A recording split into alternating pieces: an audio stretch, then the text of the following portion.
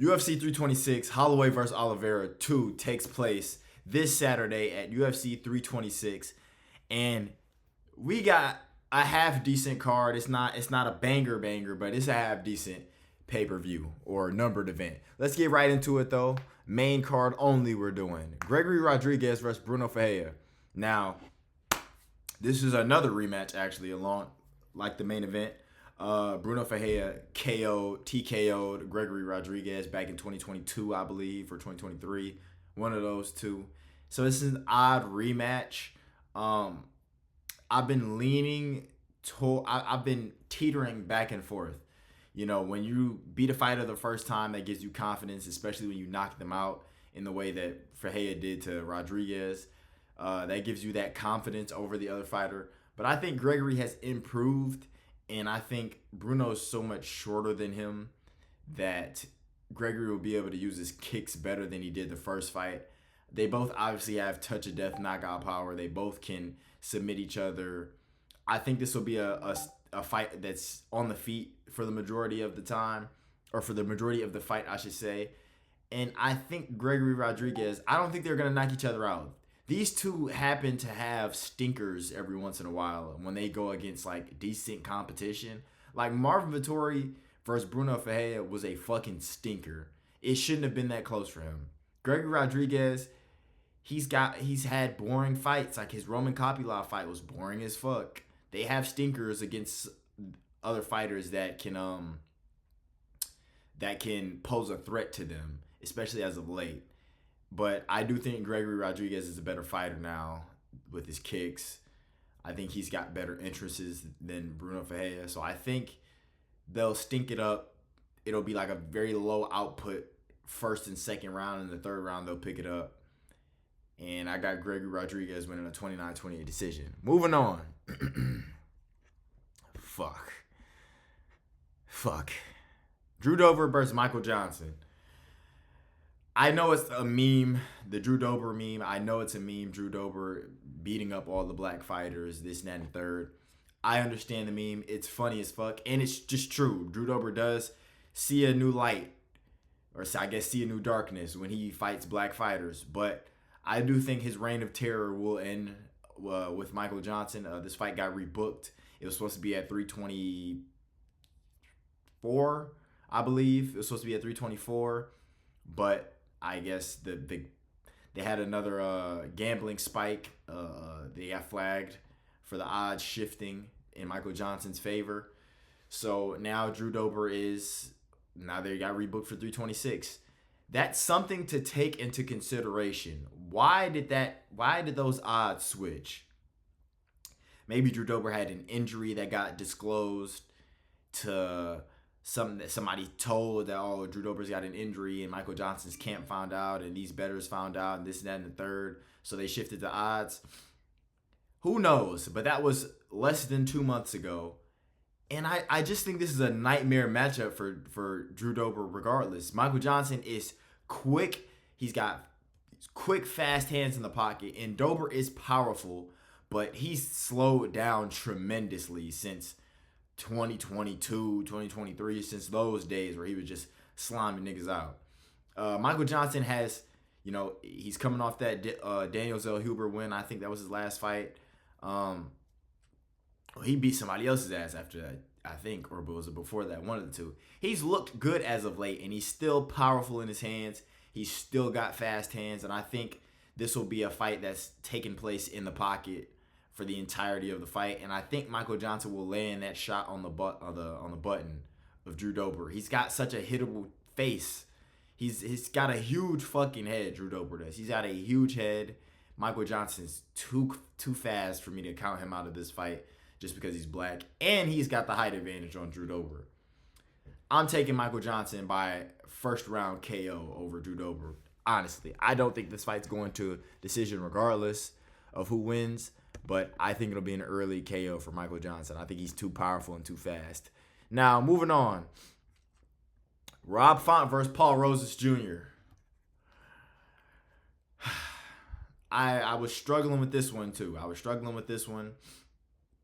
Because Rob Font, for the most part of his career, has been a good anti-grappler outside of when Corey Sandhagen bent him over and fucked him for 5 rounds with one arm. And Paul Roses, all he can do is fucking grapple. All he knows how to do is grapple. He has zero talent on the feet. He sucks on the feet, but he's a relentless grappler. That's his game. He's been training with Merab. He's been training with, these guys. They've been going hard as fuck. You see it on Demetrius Johnson's Merab training video. They're going hard as fuck. They're making each other bleed and shit just from grappling. He is a relentless grappler. Where I'm having troubles is Rob Font has looked absolutely dog shit in his last performance. But the circumstances, you got to look. Now, he went from New England Cartel. He left that camp a couple years ago. And now he went over to Fares Zahabi. Fares Zahabi and Amin Zahabi, that camp in Canada. Excuse me. They were having disputes, I think, on contracts or management or something. So Rob Font was training entirely by himself for his last camp against David Martinez, who is a troubling fighter for somebody like Rob Font, who's got that high guard. They're about the same height, and David Martinez is always bouncing around, darting in, darting out. I think with a camp, Rob Font can hold off Paul Roses Jr. and damage him enough on the feet and not get just ragdolled on the ground. By ragdoll, I mean have his back taken in a couple RNC attempts. I don't think that's going to happen to Rob Font. I don't think Paul Roses is good at all. I don't think he's a good fighter whatsoever. I never thought he was good. And he looks progressively more shit past this, the 2-minute mark in the second round onto the end of the fight. Christian Rodriguez showed everybody that this motherfucker can obviously be beaten, that grappling is not what we thought it was. And Rob Font's had time for this. This fight was scheduled for last year, at the end of last year, for some time now, and it got canceled because of Paul Roses. So he's been grappling. He's had this was supposed to be on the Sphere card, I believe, when David Martinez stepped in and filled in for Paul Roses. So Rob Font's had grappling in his mind for well over 6-7 months at this point. So I think he will take advantage of that. I think he will beat up Paul Roses on the feet to a 29-28 decision. Neither of these fighters have finishing potential. Rob is exponentially better on the feet. Paul Roses is exponentially better on the ground at backpacking and stalling. But I think Rob Font's takedown defense will hold up at some point. And they're about the same size. It's not like Paul Roses is just towering over him. Moving on, though, to the co-main event. This card is pretty ass, actually. This card is pretty fucking ass. Caio Barajo versus Rainer de Ritter. RDR versus Caio Barajo. Now, let me get this out the way. I do not think highly of any of these fighters. I don't think highly of Caio. I never did. I always thought he was the worst fighting nerd, and I thought he was the worst by a wide margin. Rainer de Ritter, he's a physique merchant. He gets all of his wins, I think, off of beating fighters, just being able to lay on top of them. I feel like the Brendan Allen, I think he's better than Brendan Allen. But that just proved to me that he's shit, man. You shouldn't be in this weight class if your body's giving out on you after round 1 against Brendan Allen. You got to throw in the towel in round 4 after fighting Brendan fucking Allen. They're both not as good. I think Rainer de Ritter is less shit than his last performance suggests. But I think it comes down to you're not going to be able to just man Caio Barajo. When you're trying to... RDR does that thing where he just walks forward. He's just walking forward all goofy, stepping in with the knee to the body and just clinching you and putting all his weight onto you and coming down like he did against Robert Whittaker. Robert Whittaker's a cool 6 feet at max. Caio Barajo, it says he's 6'1". 1 week it'll say he's 5'10". 1 week it'll say he's 6'2". 1 week it'll say he's 6'3". He's about 6'2.5", 6'3". And he's kind of framey. He's not just going to get bullied by Rainer de Ritter, I don't think. And it's not one of those fights where I think, he stops the takedown. He's leaps and bounds better than RDR on the feet. Because I don't think Caio's all that on the feet. But I think he's better than Rainer de Ritter by a margin. Not by a wide margin, but a margin. I think he's better than RDR. He's also not the dumbest fighter in the world. Ironic. He's not the dumbest fighter in the world. I think he knows what he has to do against RDR. I think he knows to keep his distance, use his kicks, and stop the clinch work. I don't even think you got to stop a takedown. I think you got to stop the clinch work and not let RDR slump over top of you. And I think Kaio can do that. He ran into Nasruddin Imavov, who I think is the second or third best middleweight in the world. So, probably third, I want to say. No, he'd have to be fourth, actually. I forgot about Dricus. Hamzat, Dricus, Sean, and Nasruddin. And then I think there's a big drop-off from everybody else. I think Kaio can do it. I think he'll do it in a 29-28 decision. I don't see either of these fighters finishing each other. RDR's looks, his physique, I saw pictures of him. He looks way more healthy. He looks way better and more fit than he did against Brendan Allen. I do believe that all those fights took a toll on him. I absolutely believe that. But I'm just not a fan of his skill. Like, he can have all of that, but I don't believe in his skill. I didn't think he beat Robert Whittaker. I know I'm a Rob fan, but I just didn't think he beat Robert Whittaker. His size does play a factor in this fight. If he can just clinch up Kaio and make it a boring shithole fight, I think that's his only path to victory. I really do. I don't see him submitting Kaio. I don't. And I still don't think much of both of these fighters. I don't know what's next for the winner of this fight either. I mean, you can give Kaio Dricus or Brendan Allen, but you're not gonna give him Sean Strickland. He just lost to Nasruddin Imavov. Like, I don't know what you do for either of these guys when they win. RDR can't fight Brendan Allen, and he's not going to fight above him. So, I don't know what you do, but maybe give him the winner of Israel Adesanya, Joe Pyfer, or some shit like that. But I do think Kaio's going to win a 29-28 decision. Moving on to the main event. The reason why I took so fucking long to drop this video. The press conference is in an hour, less than an hour, so I got to get this out. Max Holloway versus Charles Oliveira, the rematch. Basically the first fight, because the first fight didn't really happen, obviously. Fuck. I love these fighters so much. Neither of them are in my top 10. That's the crazy part. Charles isn't in my top 10, nor is Max. Of male fighters, they might be close if I'm including Valentina in that. She shifts somebody down and out. But I love these fighters to death. They are great human beings. They are great men. They are great fighters. They never put on stinkers, really. They are fun. They are BMF. This is a beautiful fight. But I got to pick a winner, and I'm going to pick Max Holloway to beat Charles Oliveira. Why? Listen, man. I know Charles is just a walk forward, pressure, get in your face, eat a couple shots to land a couple shots, get the body lock, trip you out, or shoot a double leg now that he's doing, take you down, take your back. I know Charles is that.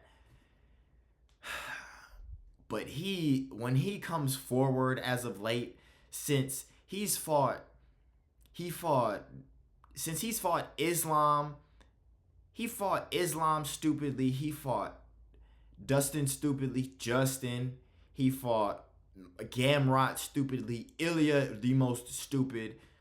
Charles Oliveira, his IQ, when someone just lets him come forward, he'd won most of those fights, but when he loses that motherfucker, he looks horrible, and the holes in his game are too prominent to go unnoticed against somebody like Max. He's walking forward like he can just walk through anything. Like, if he gets touched, he won't feel it. I don't think you're doing that against the volume of Max Holloway on the back foot. Max Holloway is one of the 5 best fighters on the back foot in the UFC. Just because he lost to the greatest back foot fighter of all time in Alexander Volkanovski, I'm sure that's not even a hot take whatsoever. It's Volk, and there's a humongous gap between fighters that can fight on the back foot. Just because he lost to Volk does not mean he's not a menace on the back foot. He pieces people up. He lures them in. He knows how to play with footwork. He knows how to keep his back off the cage. He is really good. And I know I see people talking about, man, when Charles gets Max, it's over with. I don't think so. Max is not dumb. Now, it's true. He's never fought a pure grappler. Never. Not even Brian Ortega is just a pure grappler. Just going to try to take you down with a good takedown, a good double leg, or a good scoop up a single, or body lock against the cage. We're working. The fans are booing for a little bit, and I get the takedown. They're cheering. I land in half guard. I'm trying to land a little shots on you. Try to get mount. You turn. He's never fought one of those guys like Charles Oliveira does. But Max is a smart fighter. There's no way that I can say that he hasn't spent this whole camp preparing for Charles. He's never proven to me that he does not do things like that. He's proven to be better in every single aspect of fighting on the feet. I don't care what anybody says. Charles, that Thai boxing stance that Charles has when he's just coming forward, throwing that lead teep out there, that shit gets shut down when he fights anybody who's not scared of him. Dustin Poirier and Justin Gaethje were both scared of him, and they still hurt him. I think Max is too much of a... I think Max is too much with his volume and too much with his cardio. I don't think he is worried about expending energy getting on the ground. I don't think he's scared if he rocks Charles to get on him because they're scared of getting in his guard at some point. I don't think so.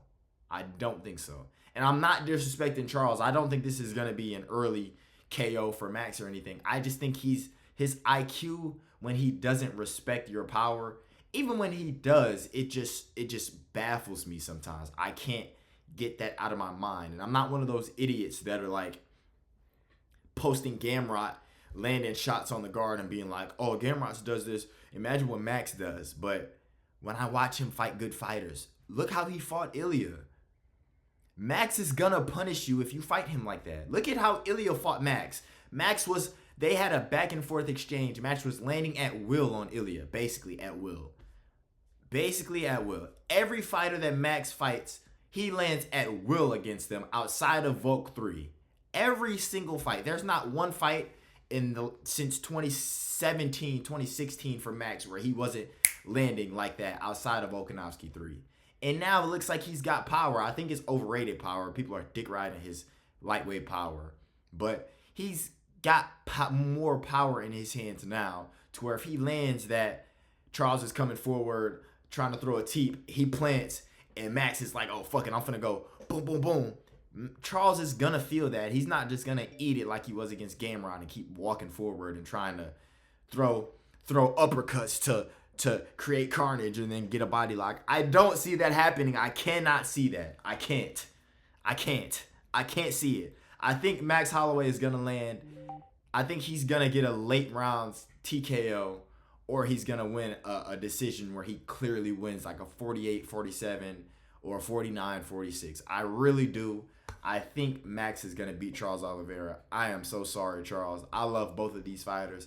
They are going to make my Saturday. People going out here talking about, oh, go Shamrock Shuffle, this, that. Man, what does this shit start? 4 o'clock hits. Nigga, I haven't been this excited for a fight, for a main event since Tom Sirigan. Since Tom Sirigan was the last time I was super excited for a main event where I'm like, can't sit still. I'm gonna be fat as fuck. I'm ordering pizza. I'm ordering Domino's, some cheesy bread.